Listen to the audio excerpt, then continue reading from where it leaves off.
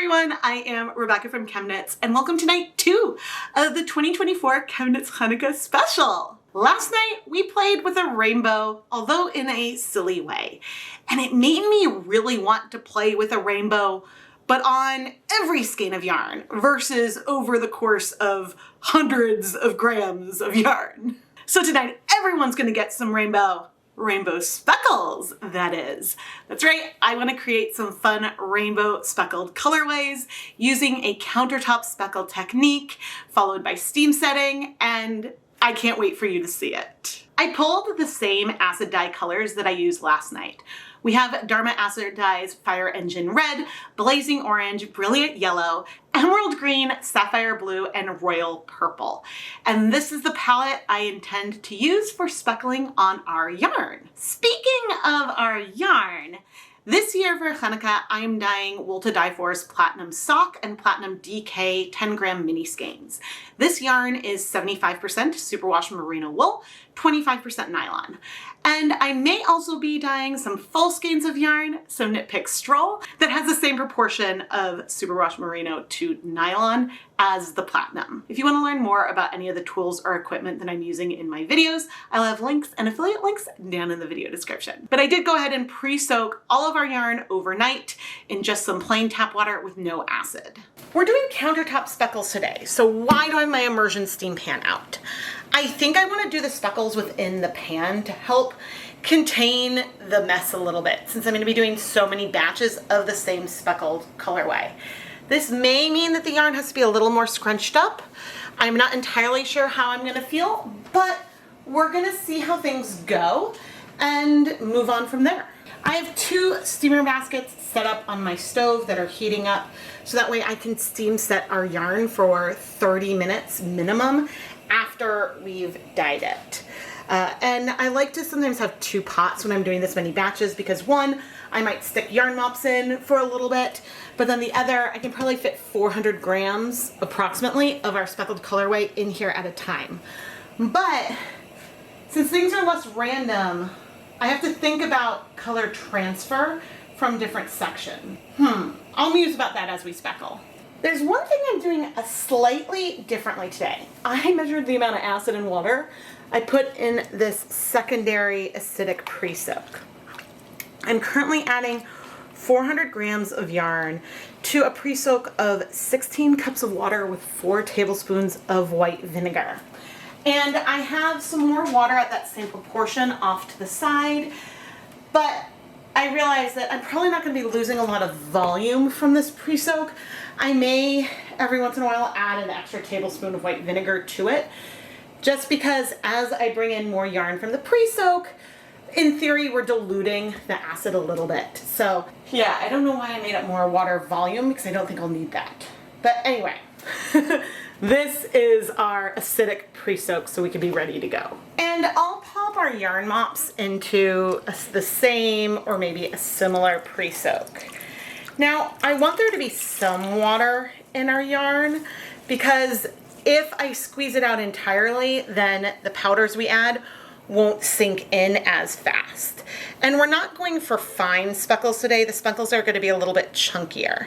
But I'm trying to think about how I'm going to do this because with mini skeins, it's very easy for one to get sort of stuck inside the others, and so I don't know exactly how this will come out or if when I'm twisting I'll observe some that are missing a color, but we're going to do our best to get coverage.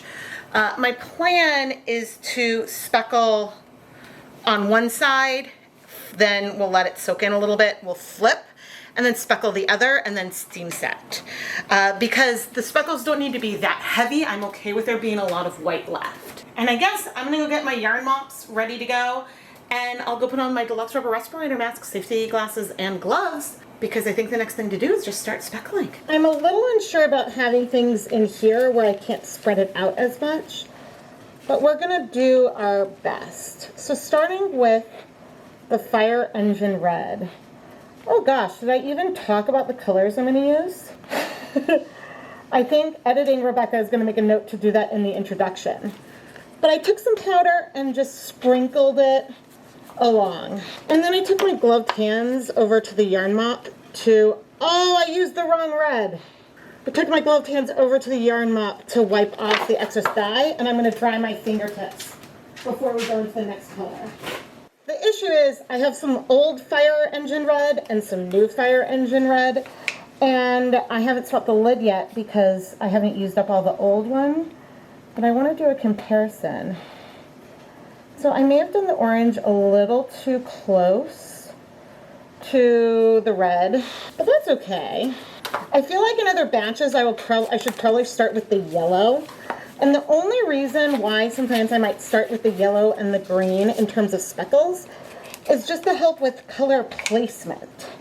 Because if I know that those two colors are going more in the middle, then it'll help me distribute things a little bit easier. I'm just trying to make sure I have good coverage on our strands as we go down. Now I know that this color is going to be somewhat repeating. We're going to have red, then it'll go red at sort of like twice in a row before going through the rainbow. But I think that it'll be nice and fun. The one thing I know I don't want to do is do some immersion dyeing with this yarn after, because our emerald green is a color that is a known spreader. Now, I'm not doing the lightest speckles here. I want these colors to pop where they are present, and I expect them to spread a little bit. But this is a different effect than if I did wet dyes and got a brush and like literally painted the speckles on, because even if they spread and we get more of a splotch, if I was going to use a paintbrush, then things would spread more. Now, one of these sapphires gave like a good clump, and I'm going to want to see if I can remove that because it's making me a little nervous. There we go, I got it. Just because it's a big clump, I'm going to pop it on the yarn mop and sort of dissolve it and move it around there. That should be fine. I would say, looking at the textures of the various dyes, I went a little bit lighter with the sapphire blue. Maybe I'm going to need to remedy that for some of the other colors. Also, that one hasn't sunk in as much yet. Okay, now with the royal purple, we do want a little bit of a gap, but these zip ties are getting a little bit in my way. The reason for using zip ties is that it helps keep a handle on the yarn and helps prevent getting tangles, and it's just helpful overall. I'm debating going in with a hair more blue just because, but I did move it. But here's our yarn mop so far from just the first side. I flipped it over. I should have shown you what it looked like a second ago. But I think I am going to add a little bit more blue and try to be a little bit chunkier. Although now that I'm looking, I do see some chunks in our yellow. You know, the hard thing with the blue is that it is a finer powder, and so it's a little harder to get more chunky powdered speckles than some of those other colors. So, but I think I briefly mentioned a concern about color transfer, because when I do speckles in a random order, I don't worry about bringing over and putting them in the steamer basket, because I'm not worried about what areas touch each other. Today it's a little bit more of a concern, but I'm not going to be unhappy if there's transfer, I suppose. I'm just seeing a couple yellow clumps that I'm just picking up and breaking up, because if I broke them up on here, that would give more of a smudge. Now, there are times where I might say, okay, let's wait like 5 minutes. Looks like the dyes are sinking in pretty well. So I'm going to lift the yarn with the zip tie and then try to flip it sort of in place of where it was. And so here's where I say things are going to be semi-repeating, because we might have some blend and crossover, and in fact, yellow clump. Did I get it? No. Okay, I'll try to go back for it. But see how the yarn shifted against itself when I flipped it over? That is a big clump. You want to avoid that. So while I still expect we're going to have a fair amount of white in here, I anticipate there may be a little bit more blending of color in between sections. I actually adore that flipping the yarn in this confined pan meant that some of the speckled areas shifted relative to one another, and so we might have a little bit more blending, and the repeating, while still being present, might be a little less perfect. This makes me feel better about not using plastic wrap to wrap things up after, and if there's transfer between the different segments. I will show you how the steamer basket is set up once I remove things. But right now I'm just feeling like this is a slightly different way from the way I often approach rainbow speckles, where I try to mix up the order a little bit more. I'm enjoying this more repetitive sort of colorway. Our yarn mop is getting a lot harder to add dye to, even though there may be some areas where I'd like to add more color. So I think I should have 2 rotating mops and then pop them in a steamer basket for a little bit in between, just to help stop the colors from moving around. But I have my second mop because that one I was just wiping my fingers on. This other one I plan to use to help clean up this basket a little bit. But first, and without really waiting, I want to take this over to the steamer basket to start steam setting. So I'm going to pick this up, kind of like so, and try to arrange it carefully in the steamer basket. I'll show you how I arrange that in a little bit, but we have a lot of dye left in here. And so now I want to come and wipe this up. And this is the other thing I say when I use a yarn mop, but this is why I'm using the pan, because then I have something to wipe the colors up with. And with the exception of what I did right there, the fun thing about this is because I'm adding the rainbow colors in order, we mimic that on the mops a little bit. And so I think I'm going to keep doing it that way, approximately. I did just pop this in the same pan that the other mop was in to soak up some of the dye that was in there. But I think when I take that one out, I might pop another one back in. And then I can always use a paper towel to give a little bit of a wipe of the rest, and we can move on to round 2. And now as I bring over more yarn, and I'll show you the steamer basket setup once I'm done steaming, I have to say I'm really happy with the way I've done this, because sometimes when you're dealing with the whole counter, the cleanup is just a little trickier. And some colors, especially once I use shower curtains to protect my work surface. As time goes on, sometimes those get stained a little bit, and so sometimes doing things in the pan is nice and a little bit more contained. But anyway, let's carry on. It's really funny because I am pausing, which obviously you don't see, you see me speckling yarn right now. But I'm pausing because with 25 minutes left on the timer, I don't know if I want to layer more yarn into that same basket on top of the yarn I already have there. Because when I bring 200 grams of yarn over to the basket at the same time, the way I hold it keeps the yellows mostly together and colors sort of in place. If I'm then having to lay a second batch on top of the first, things are going to shift a little bit more, and I don't know if that's what I want. So I do have 2 steamer baskets. It just depends on what I'm doing with yarn mops in one. So I have a feeling that I might be waiting more in between batches, which is a little bit unfortunate. But if I tried to put more than 200 grams of yarn in the pan at a time, I don't think that I would be able to get good coverage with the speckles.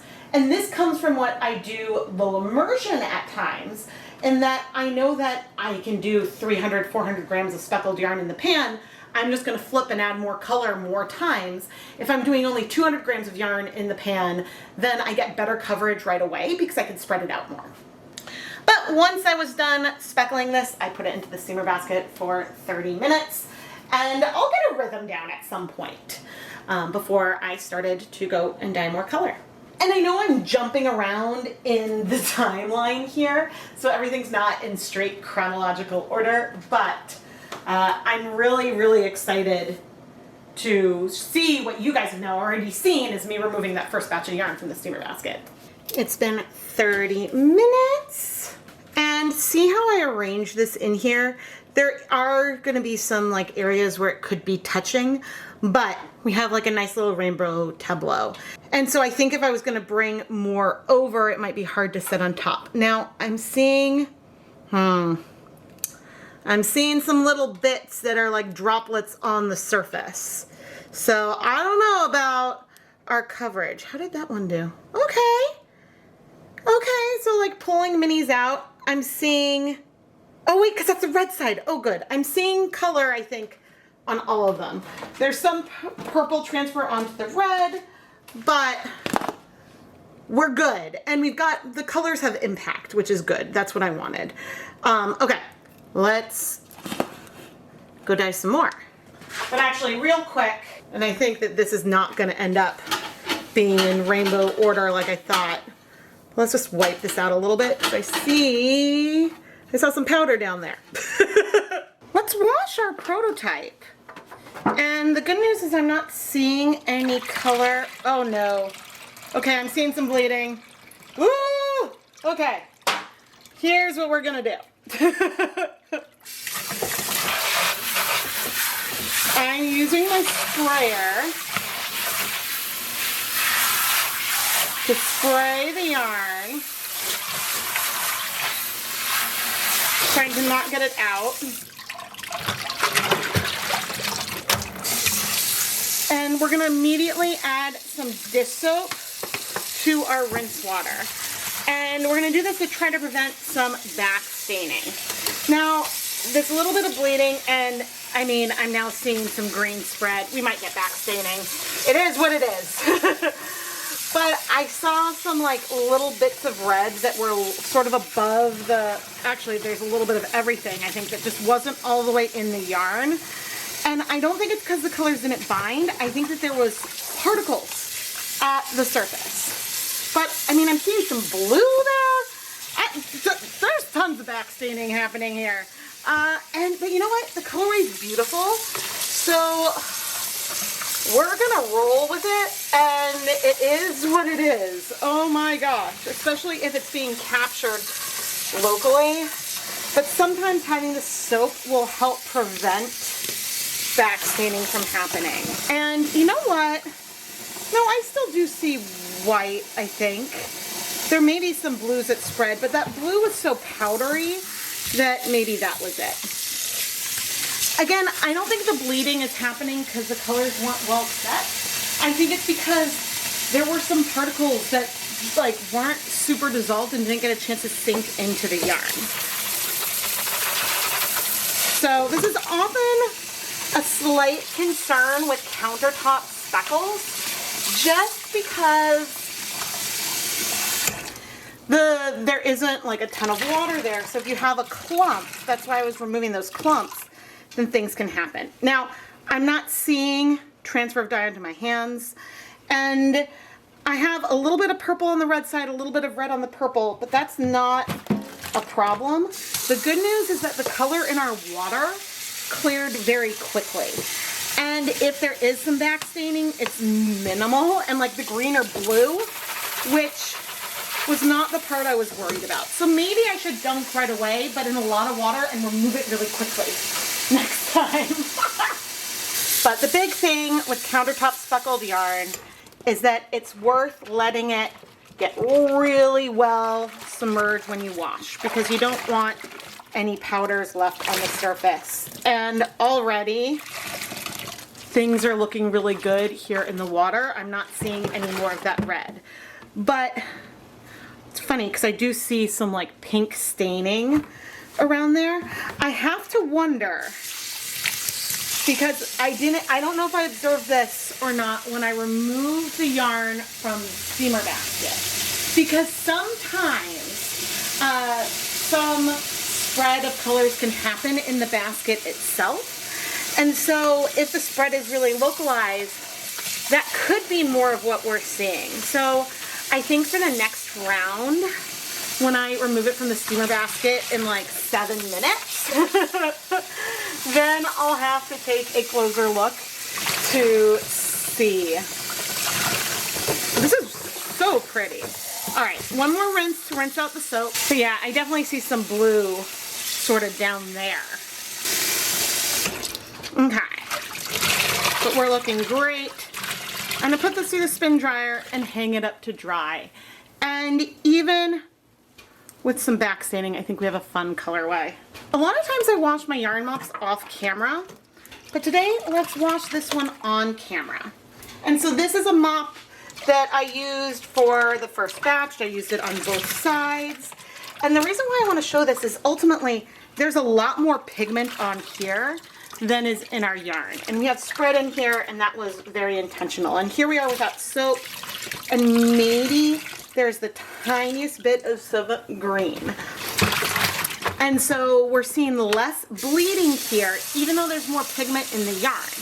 And I think the big reason for that is here when I was adding the dye on, I was really wiping it in and putting pressure to soak it into the fibers. Whereas with the Speckles, that powder's sitting on the surface, and it's really up to like the liquid in the yarn to help absorb it. Now, you might say, Rebecca, you're seeing a tiny bit of bleeding. You only have 100 grams of yarn here versus the 200 grams of yarn. I still maintain that there's more dye in here. And so that is just something to keep in mind. But this is also why that when I remove our yarn from the steamer basket, I'm gonna put each thing, and you can hear the steamer basket rattling, I'm gonna put each batch in its own aluminum pan, because sometimes that last little bit of dye on the surface will sink into the yarn. But if you put other yarn on top of it, then you might get transfer at that point. And I'm just trying to avoid that. So anyway, I'm ready to put this through the spin dryer. And I would say, batch-wise, the actual speckling doesn't take that long. But because of some of the care I'm doing with heat setting and the number of yarn mops, each round might take a little bit longer to do. But we're gonna have a ton of yarn mops, and so I'm really excited for people to see the difference between, you know, your mop here versus the speckled colorway. But actually, speaking of mops, look at this one that I'm using to wipe out the pan. This has gone through 3 rounds of the dyeing, and she's just stunning, isn't she? I need to steam set it for 30 minutes, but whew, love it. I wanted to again show off this yarn mop that I created from wiping the pan, because I'm working on another version of the same mop. This has wiped the pan 1 time so far. There's still a ton of white left. This I think I used for 3 different batches. So sometimes you can really keep building up that color of your yarn mops. And I don't know if I will have done it by now, but part of me really wants to film trying to do something like this on purpose. Ooh, I haven't done the like dye on the counter on purpose sort of, what did I used to call that? And then wipe it up? The dry rub? Did I used to call that a dry rub method? But starting with wet yarn, I don't know. I haven't done that in a while, but I'm now thinking about it because I think this is absolutely stunning. So I just picked up the next batch, and there is a little bit of dye on the bottom of the steamer basket like before, and there's a little bit of dye on the tongs. Now, as for the yarn, oh my. Actually, I just picked that up and I see a little bit of dye down here. I'm actually gonna put the yarn back down, and I don't wanna move it too much right now. So I don't see the pastels on here yet, but I also don't wanna move it. So I wonder if some might happen when it settles, but I'll try to take a closer look at this after it cools, if I remember. I decided to film the washing of 2 more batches, and I really didn't observe any pastel spread before putting it in the dye bath. And what's interesting when you watch the first one and then the second one is that the bleeding pattern is different, a little different each time. And I think that really just depends on if I added a little bit of speckle a little too heavy in one area, and maybe that didn't sink into the yarn all of the way. With the second batch, I tried to really look closely at each of the sections beforehand to get a feel if there was any spread. and it didn't really look like there was until after it had gone into the wash bath. But at the same time, this little bit of spread is very, very localized, and I wasn't seeing any of that pink bleeding transfer into the other areas of the yarn. So that's good, and I think the addition of soap is also good. I would say if your yarn is bleeding and you're concerned about backstaining, don't leave it in the wash to soak for very long, and just have soap there because that should help. But anyway, I do really enjoy the way that these colorways are turning out, and so I can't wait to show them to you dry. I'm coming back with one last time lapse for you because just like some of the other nights this year, I'm dyeing up some full skeins in our colorway. And so you can see on one side of the pan, I have the mini skein, and on the other side, I have a full skein of Knit Pick Stroll fingering weight yarn, which is the same fiber content and yardage as the minis. Now, since the full skein is a little bit longer, I have to scrunch it up a little bit more in the pan. And because it's all together, there's some yarn that may be in the middle that stays more in the middle and doesn't spread and shift as much as the mini skeins do versus one another. But the colorway will be similar, if not a little bit different, because the overall repeat of the whole rainbow will be a little bit longer yardage-wise than it is in the mini skeins. But anyway, I went ahead and steam set this just like everything else. And now finally, let's take a look at the finished dry yarn. I know you've been waiting. Look at all these pretty rainbow speckles. Ah! I love the way that the mini skeins kind of shift, that makes it, rather than a line, almost feel like static going across.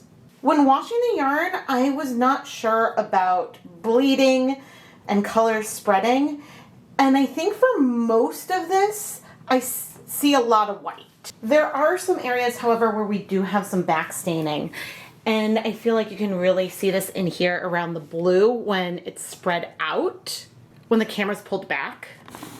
Because I think when I zoom in, the contrast between our speckles and that background color, it's less, there's a fair amount of contrast there, so you don't necessarily see the blue right away until you compare it next to some that's white. And so this did not happen on every skein, it happened on a couple, and my hypothesis is that there was some more, like some bigger chunks. Like I tried to remove some big chunks of some of the colors, some of the blues and yellows as I was dyeing, but there was probably a big chunk on there, and when I started washing it, then it dissolved and the yarn soaked up some of the color, is my best hypothesis of what happened.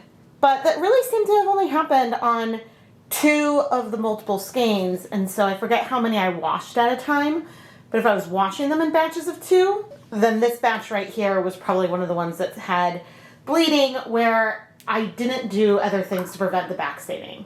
And there was bleeding on more of the skeins than just the first. But by adding the soap first, maybe we were able to prevent a little bit more of the backstaining. And so that could be a very good thing. I'm about to go start twisting things up, but I do want to note that by the edge, there may be a skein, and maybe this might have less of the purple in one area, but hopefully it'll have some on the other side. So if I notice any minis that are really, really white, I will try to make a note of that to show later. But I think that on full skeins, which I'll bring over, if there's a section that didn't have as much coverage, that ends up being a little bit blended throughout a little bit more. For example, here are the full skeins, and so maybe this is a segment right here that has a little bit less blue, but there's other areas that have more blue, and I've done a project where I showed that this yarn doesn't go from one end to the other in one direction. It sort of goes back and forth and back and forth, so things end up being a lot more blended if you were to reskein than you might expect. But where this does make a bigger difference is when your skein is bundles of mini skeins, because in here, each bundle is its own little set. So that's just one little difference. But otherwise, I would say that our full skeins are very, very similar to the minis, even though I think some of the colors did spread a little bit more. And so the speckles are slightly less defined. Oh, and there's one example here on the full skeins where despite my best efforts, We had some color transfer. This could have been a rogue speckle, but these red specks up here are likely from the yarn touching a neighbor while in the steamer basket. And so if I had wanted to prevent that, then I could have wrapped things up in a little bit of a jelly roll so that no of the yarn and dye would be touching other segments. But I think things turned out really, really well and beautiful without dealing with that step. All right, I have twisted 600 grams worth of the minis so far. And I would say that if there's a color that is a little bit more absent, but there's always been at least a handful of little specks on every single mini, is the purple. And I think that's because that's the area that's up by the zip ties, and it was possible that even with the flip, that one of the minis could have been inside the bundle and so not receiving any of the purple. We have really good coverage with our greens, yellows, and blues. There's a handful of orange that is a little bit light, but the red is pretty present on every single one. And again, we might have some areas where we have all the colors on one side and a little bit less on the other, but I never see a huge patch of white with no color. It just might be some like more itty bitty specks versus a larger patch of the color. So far there's only one DK mini that has very little purple, but you can see we do have a little bit.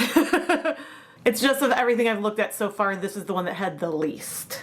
It's funny how much of a difference it can make how you twist things up, because looking at this, you may not have as rainbow a feel as you might immediately have. You may not know it's a repeating rainbow-ish, but I'm super excited for this colorway.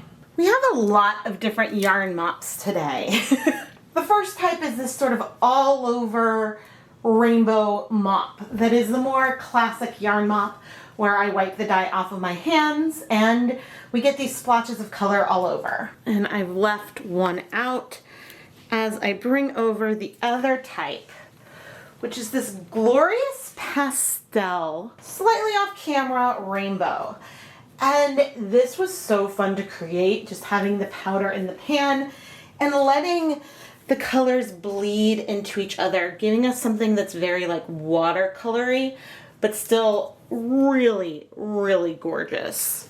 And here are some of those mops twisted up. You can see that even our more regular repeating one has a very different feel from our main speckled colorway and the more random mop. But all are rainbow and fabulous. I love, love, love, love this yarn. And I hope you're gonna love this fun rainbow as much as I do. It did occur to me though that instead of holding up my mini skeins, I could have brought one of the full skeins to hold up, and then it would be more yarn that I could show at this step in the process. But oh well. However, if you want to bring a full skein home of one of the colorways, I did dye some full skeins in every night of Chanukah this year, and those may still be available in the ChemKnits Creations Etsy shop. I'll have a link down in the video description. There also may still be some Chanukah samplers that you can go grab and bring home and get a mini skein of yarn that is featured in each night. When it comes to speckles on yarn, you can go for something that is sharp like the point of a pencil tip, or something that's a little bigger and a little more splotchy. And the more splotchy your speckles are, the more of an impact they'll make on the yarn that you're creating, because it'll be easier to see them from further away than if they are just teeny tiny little dots and accents. And it's funny because I feel like there was a point in time when I was trying to achieve the sharpest speckles that I could. And don't get me wrong, I love a good sharp speckle moment, but I've really been enjoying doing louder, more in-your-face speckles lately. What do you think? Do you have a favorite speckling technique? I am Rebecca from ChemKnits, and please subscribe and turn on notifications so you never miss a new video.